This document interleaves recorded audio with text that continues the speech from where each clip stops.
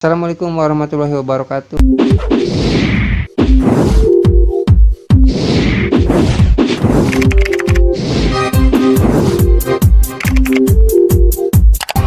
Bagaimana kabarnya adik-adik sekarang? Sudah siap belajar? Baik, kalau sudah siap belajar, mari kita baca doa bersama-sama. Rabbi shrah li sadri wa yassir li amri wahlul 'uqdatam min lisani yafqahu qouli. Baik. Nah, sebelum mulai ke pembelajarannya, jangan lupa yang belum subscribe, silahkan subscribe di channel Jawara Honorer. Ya, yang belum like, silahkan like jempolnya. Yang belum di share, silahkan share. Jangan lupa setiap pertanyaan yang bingung, silahkan tuliskan di kolom komentar. Dan yang terakhir, subscribe, karena subscribe itu gratis. Sudah siap belajar? Mari kita mulai. Kali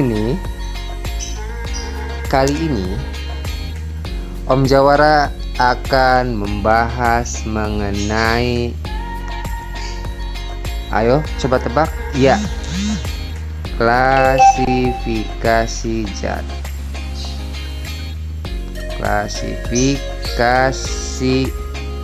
zat. Klasifikasi zat.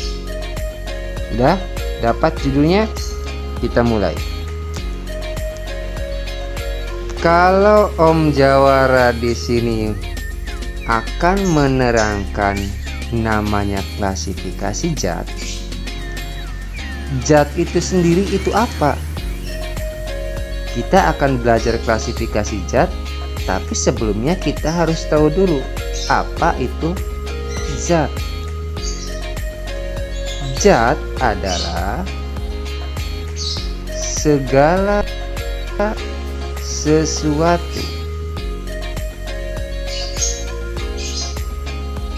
yang menempati ruang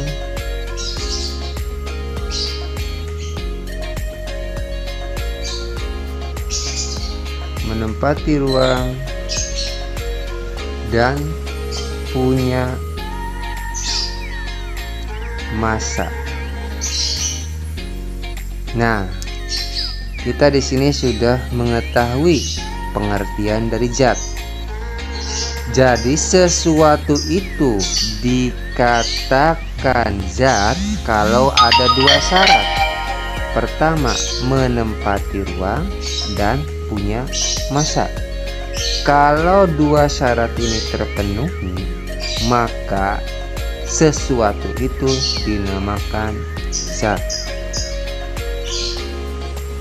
Paham sampai sini? Oke, kita mulai lagi. Zat itu, zat berdasarkan wujudnya itu dibedakan menjadi tiga. Masih ingat? Zat berdasarkan wujudnya dibedakan menjadi tiga. Coba sebutkan yang pertama. Ayo dipikir. Ya, betul. Yang pertama adalah padat. Nah, yang kedua sekarang sebutkan. Apa? Ya, betul sekali.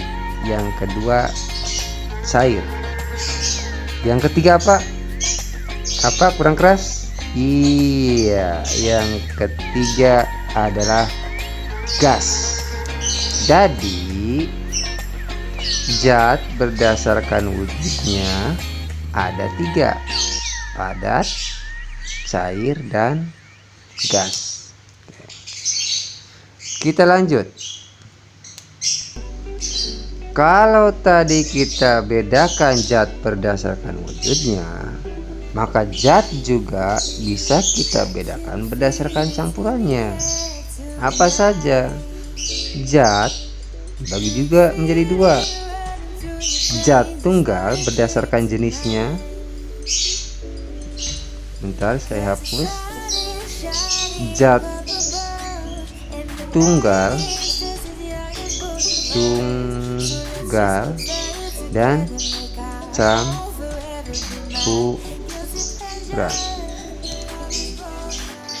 Ada tunggal, ada campuran. Tunggal, ada campuran. Kita bahas yang tunggal dulu. Tunggal itu apa? Zat dikatakan tunggal karena zat tersebut tidak bisa diuraikan.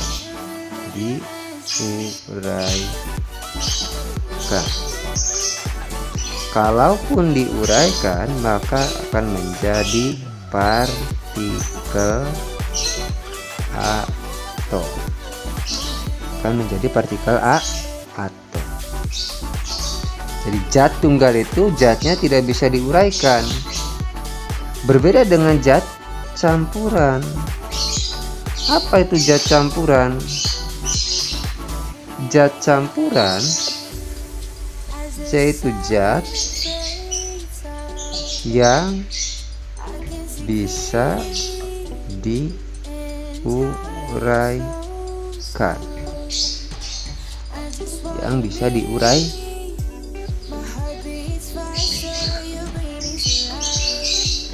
Ketika suatu zat campuran ini diuraikan, maka akan terbentuk unsur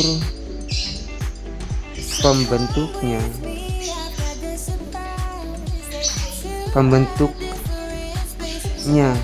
Maka akan terbentuk unsur pembentuknya yang namanya juga campuran. Pasti ada dua jenis yang dicampurkan. Ingat, namanya juga campuran. Maka akan terbentuk unsur pembentuknya atau yang membuat itu menjadi tercampur. Paham sampai sini? Oke, kita lanjut. Kemudian zat juga berdasarkan campurannya. Zat berdasarkan campurannya dibedakan lagi menjadi berapa? Iya, menjadi dua. Campuran apa saja? Homogen dan campuran heterogen.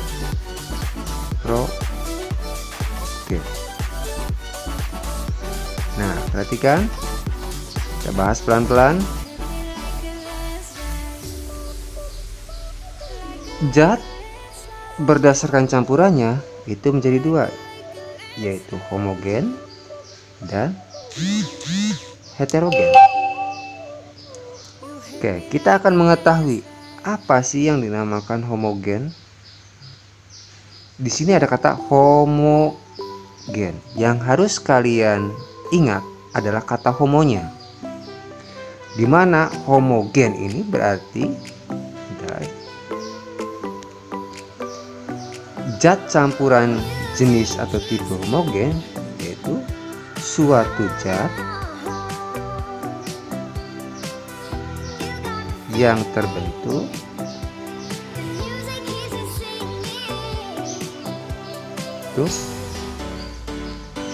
dari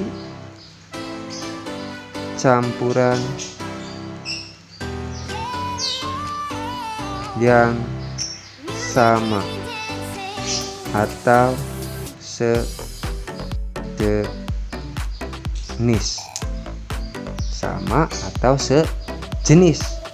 Maka kita namakan homogen. Atau homo berarti sama atau sejenis. Itu yang dinamakan homogen. Oke. Contohnya seperti apa? Contoh, pernahkah kalian membuat sirup? Nah, itu merupakan campuran homogen. Sirup, kita siapkan dulu gelasnya. Kita tuang air ke dalamnya. Bentar. Kita tuang air ke dalamnya. Kemudian kita masukkan sirupnya. Maka kalau kita aduk si sirup ini akan tercampur sempurna. Nah, campuran ini dinamakan campuran homogen. Kenapa? Perhatikan, sirup unsur pembentuknya ada dua, yaitu air itu sendiri, kemudian larutan sirup itu sendiri. Air merupakan zat cair, sirup juga merupakan zat cair. Zat cair ketemu zat cair maka akan dinamakan campuran homogen atau campuran sejenis, dan campurannya bersifat sempurna.